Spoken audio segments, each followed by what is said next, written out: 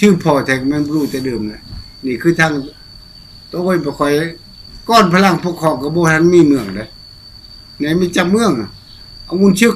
หรือในกองโลยในกองเพียนนี่กองชึกอันเมืองตัวแต่ก่อนบ่ให้เอิ้นว่าเมืองตัวกองตัวแต่ชื่อปี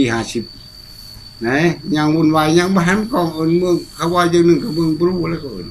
ปีนี้50กว่าปะกองใช้เมืองตัวเลยใช้เมืองตัวบ่แม่นเผาตัวบ่แม่นแล้ว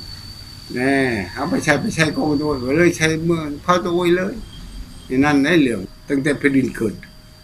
คือเขาว่าจะไปถ่ายรูปบนนั้นนะอำหึมแหลกกันนี่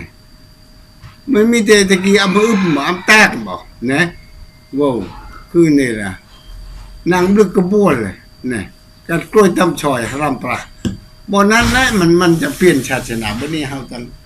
แต่เอิ้นบ่เอิ้นใหม่ๆหั่นนะจังว่าบ่แม่นมาแต่คนอื่นนะเขาอยู่แผ่นดินอยู่หั่นเด้อ